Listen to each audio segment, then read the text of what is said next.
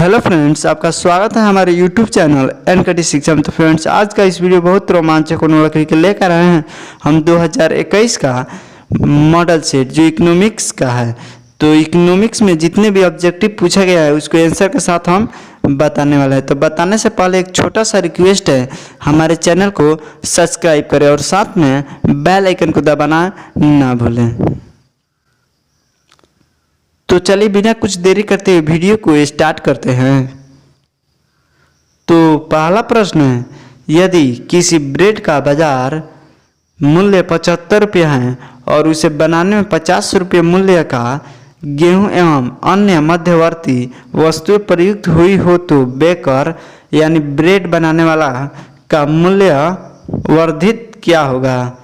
इसका answer C होगा, 25 रुपये। दूसरा नंबर प्रश्न है, यदि किसी फर्म का सकल मूल्य वर्धित GVA हो तो सिग्मा GVA यानी सभी फलों के सकल मूल्य वर्धित का योग क्या कहलाएगा? तो इसका आंसर बी होगा, सकल घरेलू उत्पाद। तीसरा नंबर प्रश्न है, वास्तविक सकल घरेलू उत्पाद को किस मूल्य पर मापा जाता है? तो इसका आंसर सी होगा, वर्तमान कीमतों पर।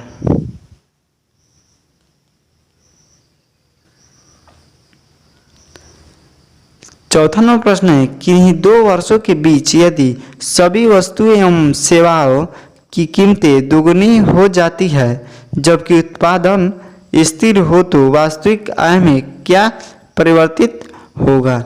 तो इसका आंसर बी होगा, आधा हो जाएगा।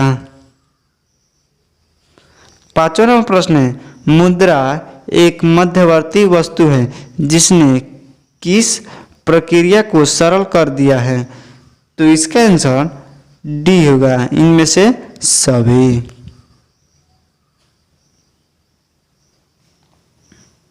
छठा नंबर प्रश्न है, सोना, भू संपत्ति, मकान एवं बंधपत्र मुद्रा का कार्य क्यों नहीं कर सकते हैं?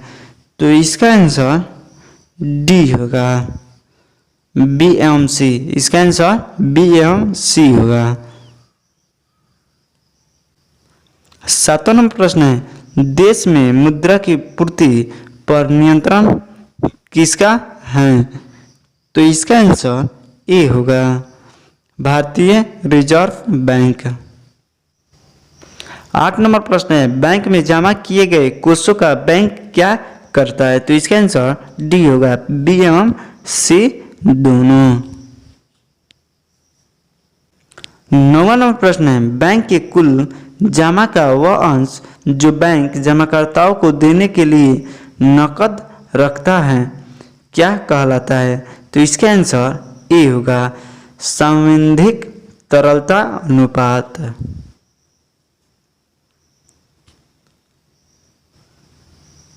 10 नंबर प्रश्न है, उद्यमी का आर्थिक एजेंट के रूप में कार्य है? तो इसका आंसर डी होगा, इनमें से सभी। 11 नंबर प्रश्न है, किस आर्थिक परिस्थिति में उत्पादन एवं रोजगार का स्तर गिर जाता है? तो इसका आंसर बी होगा, मंदी।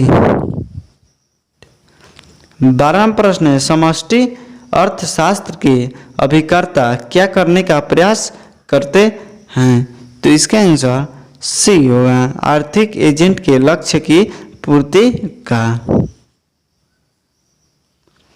13वां प्रश्न है, किस अर्थव्यवस्था में निजी स्वामित्व होता है? तो इसका आंसर ए होगा, पूंजीवादी अर्थव्यवस्था। 14 नंबर प्रश्न है, पूंजीगत वस्तुओं के उत्पादन में विस्तार से वृद्धि होगी? तो इसका आंसर डी होगा, इन सभी में। 15 नंबर प्रश्न है, economic consequences of the peace किसके द्वारा लिखित पुस्तक हैं। तो इसका आंसर ए होगा, जॉन मेनार्ड कीन्स। 16वां प्रश्न है, उत्पादन विधि द्वारा घरेलू उत्पादन की गणना में किसे जोड़ते हैं? तो इसका आंसर बी होगा, मूल्यवर्धित को।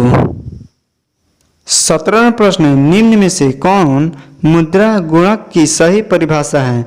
यहाँ एम मुद्रा का स्टॉक है और एच उच्च शक्तिशाली मुद्रा है। तो इसका आंसर सी होगा, M/H। 18 नंबर प्रश्न है, निम्न में से कौन सरकार का बैंकर है? तो इसका आंसर ए होगा, केंद्रीय बैंक। 19 नंबर प्रश्न है, निम्न में से किस वित्तीय निवेश की ब्याज दर अधिक होता है? तो इसका आंसर बी होगा, आवधिक जमा। 20 नंबर प्रश्न है, तरलता पास में ब्याज दर का मान क्या होता है? तो इसका आंसर सी होगा, न्यूनतम। 21 नंबर प्रश्न है, एक मिश्रित अर्थव्यवस्था की केंद्रीय समस्याओं का समाधान किसके द्वारा होता है? तो इसका आंसर डी होगा, इनमें से सभी।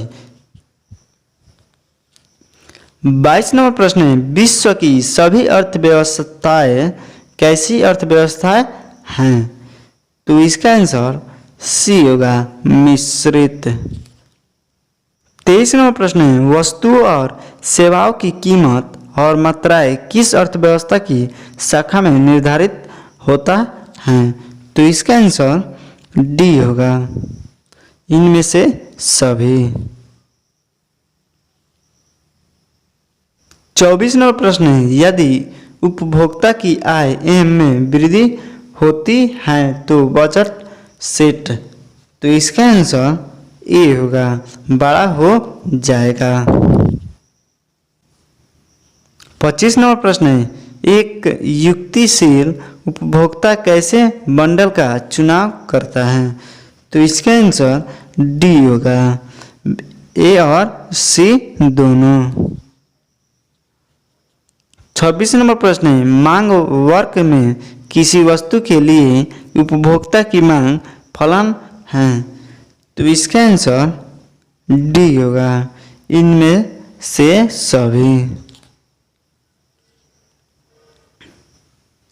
27 नंबर प्रश्न है, यदि मांग वक्र डी बराबर ब्रैकेट पीवी ब्रैकेट बंद equal to a minus BP हो तो शून्य मूल्य पर वस्तु में मांग की मात्रा क्या होगी?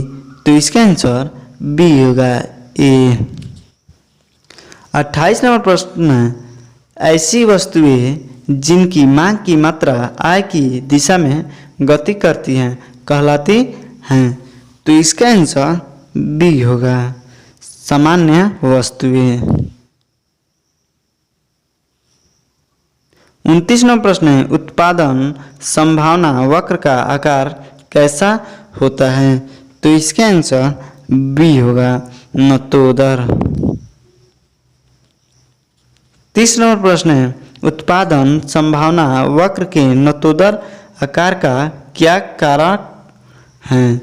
तो इसका आंसर ए होगा, बढ़ती अवसर लागत।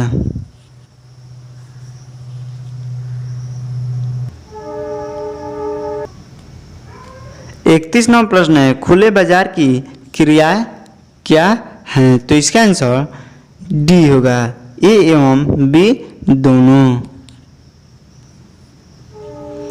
32 नंबर प्रश्न है, सट्टा के उद्देश्य से मुद्रा की मांग किस पर निर्भर करती है? तो इसका आंसर सी होगा, बाजार ब्याज दर।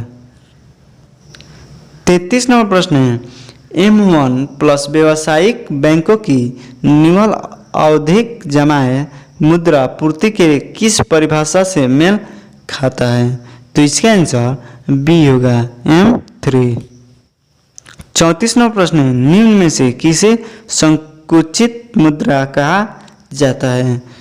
तो इसका आंसर डी होगा, MI एवं M2 दोनों। 35वां प्रश्न है, सेटेरिस पारिबस का क्या अर्थ है? तो इसका आंसर ए होगा, यदि अन्य बातें समान रहे। 36वां प्रश्न है, सीमांत उपभोग प्रवृत्ति MPC को कैसे परिभाषित करते हैं? तो इसका आंसर सी होगा, MPC इक्वल टू कोण C/Y। तो इसका आंसर सी होगा। 37वां प्रश्न है, यदि सीमांत उपभोग प्रवृत्ति MPC 0.7 हो तो सीमांत बचत वृद्धि MPS क्या होगी? तो इसका आंसर सी होगा, 0.3। 38वां प्रश्न है, यदि सीमांत बचत प्रवृत्ति 0.1 हो तो निवेश गुणक क्या होगा? तो इसका आंसर बी होगा, 10। 39वां प्रश्न है, निम्न में कौन सार्वजनिक वस्तुएं की श्रेणी में आता है? तो इसका आंसर डी होगा, इनमें से सभी। 40वां प्रश्न है, अंतर्राष्ट्रीय व्यापार के चालू खाते में घाटा कब होगा? तो इसका आंसर सी होगा, प्राप्तियां भुगतान। 41वां प्रश्न है, निम्न में कौन आर्थिक समस्या है? तो इसका आंसर सी होगा, आवश्यकता की पूर्ति के लिए सीमित संसाधनों का उत्कृष्ट उपयोग। तो इसका आंसर सी होगा।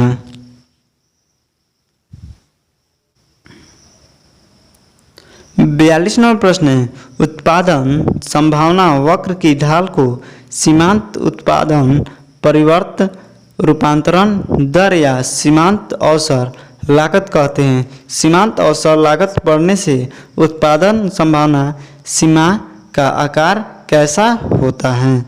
तो इसका आंसर ए होगा, मूल बिंदु की ओर नतोदर। 43वां प्रश्न है, उत्पादन संभावना वक्र के किसी एक बिंदु का चयन अर्थव्यवस्था की किस केंद्रीय समस्या का हल है? तो इसका आंसर डी होगा, ए एवं सी दोनों। 44वां प्रश्न है, बाजार शब्द का सही अर्थ क्या है? तो इसका आंसर डी होगा, कोई माध्य या स्थान, टेलीफोन, इंटरनेट। इसका आंसर डी होगा। 45वां प्रश्न है, निम्न में कौन बचत रेखा का सही समीकरण है? तो इसका आंसर ए होगा, P1x1 प्लस P2x2 से बड़ा M। इसका आंसर ए होगा। 46वां प्रश्न है, यदि वस्तु x1 को x अक्ष पर एवं वस्तु x2 को y अक्ष पर दर्शाया गया है तो बचत रेखा x अक्ष को किस बिंदु पर काटेगी? तो इसका आंसर ए होगा, M/P1। 47वां प्रश्न है, वस्तु 1 का मूल्य घटने पर बचत रेखा की प्रवणता ढाल। तो इसका आंसर ए होगा, बढ़ जाती है। 48वां प्रश्न है, अनुधीमान वक्र की ढाल प्रवणता क्या होती है? तो इसका आंसर बी होगा, ऋणात्मक। 49वां प्रश्न है, अनुधीमान वक्र अक्ष के मूल के सापेक्ष कैसी रेखा होती है? तो इसका आंसर ए होगा, उन्नतोदर। 50वां प्रश्न है, आय एवं सामान्य वस्तु की मांग किस दिशा में गति करती है? तो इसका आंसर ए होगा, समान दिशा में। 51वां प्रश्न है, कागजी मुद्रा का कौन मूल्य अधिक होता है? तो तो इसका आंसर ए हुआ अंकित मूल्य। 52वां प्रश्न है उपभोग समीकरण C = C डैश प्लस सी वाई में C डैश के विषय में क्या सही है? तो 52 नंबर का आंसर होगा डी, इनमें से सभी। 53वां प्रश्न है गुणक 1/1 - c में c क्या है? तो इसका आंसर बी होगा उपभोग का जीवन निर्वाह स्तर। 54 नंबर प्रश्न है यदि 0 से बड़ा c है या c से बड़ा 1 हो तो गुणक 1/1 - c का न्यूनतम मान क्या होता है? तो इसका आंसर बी होगा इकाई से कम। 55 नंबर प्रश्न है अर्थव्यवस्था के समस्त कारक अदायगी का योग क्या होता है? तो इसका आंसर ये होगा राष्ट्रीय आय। 56वां प्रश्न है केंद्र सरकार द्वारा प्रदत्त ऋणों की वसूली क्या है? तो इसका आंसर सी होगा राजस्व प्राप्ति। या 57 नंबर प्रश्न है अन्य बातें सामान्य रही तो करों में कटौती से उपभोग में क्या होता है? तो इसका आंसर ए होगा वृद्धि। 58 नंबर प्रश्न है अंतरण गुणक का मान क्या होता है? तो इसका आंसर सी होगा -c/1 - c। 59 नंबर प्रश्न है खुली अर्थव्यवस्था का गुणक बंद अर्थव्यवस्था की अपेक्षा कैसा होता है? तो इसका आंसर ए होगा बड़ा। 60 नंबर प्रश्न है विदेशी आय में वृद्धि से घरेलू निर्गत और निर्यात को क्या होता है? तो इसका आंसर बी होगा वृद्धि। 61 नंबर प्रश्न है किसी वस्तु के लिए उपभोक्ता की मांग तथा वस्तु की कीमत के बीच प्रतिलोम संबंध कहलाता है। तो इसका आंसर बी होगा मांग का नियम। 62 नंबर प्रश्न है निम्न में कौन संयोग स्नानापत्र वस्तुओं का है? तो इसका आंसर सी होगा चाय एवं कॉफी। 63 नंबर प्रश्न है यदि बिजली की कीमत घटने पर एलईडी बल्ब की मांग बढ़ जाए तो दोनों किस प्रकार की वस्तुएं हैं? तो इसका आंसर ए होगा पूरक। 64 नंबर प्रश्न है पूर्णतः बेलोचदार मांग वक्र की कीमत मांग की लोच ईडी क्या होगी? तो इसका आंसर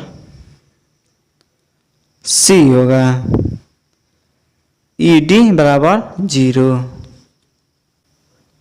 65 नंबर प्रश्न है एक रैखिक मांग वक्र के मध्य बिंदु पर कीमत मांग की लोच ईडी क्या होगी? तो इसका आंसर बी होगा ईडी = 1।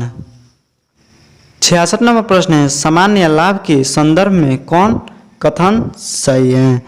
तो इसका आंसर डी होगा इनमें से सभी। 67 नंबर प्रश्न है निम्न में कौन मांग वक्र पूर्ण रूप से लोचहीन होता है? तो इसका आंसर सी होगा ऊर्ध्वाधर मांग वक्र। 68 नंबर प्रश्न है निम्न में कौन परिवर्तित आगत नहीं है? तो इसका आंसर बी होगा मशीन। 69 नंबर प्रश्न है स्थिर आगत किस काल में स्थिर रहते हैं? तो इसका आंसर सी होगा दोनों काल में। 70 नंबर प्रश्न है परिवर्तित अनुपात के नियम में सीमांत उत्पादन में क्या परिवर्तित होता है? तो इसका आंसर ए होगा गिरावट होती है। 71 नंबर प्रश्न है मुद्रास्फीति की समस्या का अध्ययन किसमें किया जाता है? तो इसका आंसर बी होगा समष्टि अर्थव्यवस्था। 72वां प्रश्न है समष्टि अर्थव्यवस्था के अध्ययन का क्षेत्र क्या होता है? तो इसका आंसर डी होता है। संपूर्ण अर्थव्यवस्था का उत्पादन, आय तथा कीमतों का स्तर। 73वां प्रश्न है निम्न में कौन महामंदी का लक्षण नहीं है? तो इसका आंसर डी होगा, कीमत का बढ़ता स्तर। 74वां प्रश्न है अर्थव्यवस्था में उत्पादन के संसाधनों का स्वामित्व किस क्षेत्र के पास होता है? तो इसका आंसर डी होगा, परिवार क्षेत्रक। 75वां प्रश्न है अर्थव्यवस्था में निवेश का कार्य किस क्षेत्र द्वारा किया जाता है? तो इसका आंसर सी होगा, उत्पादक क्षेत्र फर्म में। 76वां प्रश्न है अर्थव्यवस्था में निम्न में से कौन सरकार की भूमिका नहीं है? तो इसका आंसर सी होगा, लाभ कमाना। 77 नंबर प्रश्न है निम्न में कौन पूंजीगत वस्तु नहीं है? तो इसका आंसर डी होगा, इस्पात की चादर। 78वां प्रश्न है अर्थव्यवस्था में उत्पादित सभी अंतिम वस्तुओं तथा सेवाओं का सामान्य मापदंड क्या है? तो इसका आंसर डी होगा, मुद्रा यानी रुपया। 79वां प्रश्न है मशीन पूंजी स्टॉक में वृद्धि या नई मशीन के प्रवाह को क्या कहते हैं? तो इसका आंसर सी होगा, प्रतिस्थापन निवेश। 80वां प्रश्न है विद्यमान पूंजी स्टॉक में टूट फूट का समायोजन मूल्य ह्रास क्यों किया जाता है? तो इसका आंसर डी होगा, बी एवं सी दोनों। 81वां प्रश्न है मांग की लोच की क्या परिभाषा है? तो इसका आंसर डी होगा, बी और सी दोनों। 82वां प्रश्न है मांग की लोच की इकाई क्या है? तो इसका आंसर सी होगा, यह एक शुद्ध संख्या है। 83वां प्रश्न है फर्म द्वारा प्रयुक्त मशीन किस तरह का आगत है? तो इसका आंसर बी होगा, स्थिर। 84वां प्रश्न है उत्पादन अधिमान वक्र चित्र के दोनों अक्षों पर क्या दर्शाया जाता है? तो इसका आंसर ए होगा, कारक। 85वां प्रश्न है दीर्घकाल में फर्म किस कारक में परिवर्तन ला सकता है? तो इसका आंसर सी होगा, ए और बी दोनों। 86वां प्रश्न है कुल स्थिर लागत वक्र का क्या आकार होता है? तो इसका आंसर बी होगा, क्षैतिज रेखा। 87वां प्रश्न है प्रतिस्पर्धी फर्म की पूर्ति वक्र किस बिंदु से शुरू होती है? तो इसका आंसर सी होगा, परिवर्तित लागत वक्र के न्यूनतम बिंदु से। 88वां प्रश्न है यदि पूर्ति की मात्रा Q5 और मांग की मात्रा QD हो तो QS माइनस QD से छोटा जीरो क्या दर्शाएगा? तो इसका आंसर बी होगा, अर्धी पूर्ति। 89वां प्रश्न है न्यूनतम निर्धारित मूल्य किस वस्तु सेवा के लिए दिया जाता है? तो इसका आंसर डी होगा, बी एवं सी दोनों। 90वां प्रश्न है किस बाजार में उत्पादन अधिक होता है और मूल्य कम होता है? तो इसका आंसर सी होगा, पूर्ण प्रतियोगिता।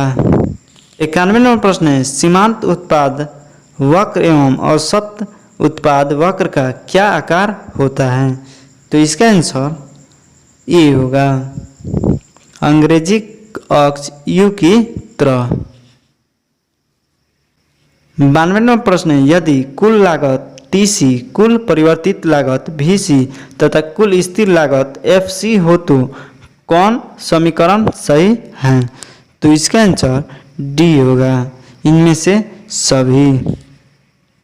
93 नंबर प्रश्न है, निर्गत Q1 एवं Q1-1 इकाइयों का कुल उत्पादन लागत क्रमशः 50 रुपये एवं 40 रुपये हो तो सीमांत लागत क्या होगी? तो इसका आंसर डी होगा, 10 रुपये। 94 नंबर प्रश्न है, सीमांत लागत वक्र औसत लागत वक्र को किस बिंदु पर काटती है? तो इसका आंसर बी होगा, न्यूनतम बिंदु। 95 नंबर प्रश्न है, किस बाजार में अनेक विक्रेता तथा अनेक खरीदार होते हैं? तो इसका आंसर सी होगा, पूर्ण प्रतियोगिता। 96 नंबर प्रश्न है, यदि पीई संतुलन कीमत हो तो पीएम बाजार कीमत तो अर्धी पूर्ति की स्थिति कब उत्पन्न होगी? तो इसका आंसर बी होगा। 97 नंबर प्रश्न है, यदि किसी संतुलन की स्थिति से पूर्ति वक्र दाईं ओर शिफ्ट करता है तो नए संतुलन में मूल्य एवं मात्रा में क्या परिवर्तन होता है? तो इसका आंसर बी होगा, मूल्य घटेगा मात्रा बढ़ेगी। 98 नंबर प्रश्न है, दीर्घकाल में प्रतिस्पर्धित बाजार में फर्मों का निर्बाध प्रवेश और बहिर्गमन किस कीमत पर जाकर रुकेगा? तो इसका आंसर सी होगा, पी न्यूनतम औसत परिवर्तित लागत। 99 नंबर प्रश्न है, एकाधिकार बाजार के लिए कौन सही है? तो इसका आंसर सी होगा, औसत संप्राप्ति आगमन से छोटा सीमांत संप्राप्ति आगमन। हमारा अंतिम प्रश्न है, किस बाजार में उपभोक्ता को उत्पादन की अत्यल्प मात्रा प्राप्त होती है और प्रत्येक इकाई के लिए अधिक कीमत अदा करनी पड़ती है? तो इसका आंसर सी होगा, अल्पाधिकार। इस प्रकार हमारा 100 ऑब्जेक्टिव समाप्त हुआ। तो मिलते हैं हम अगले वीडियो में।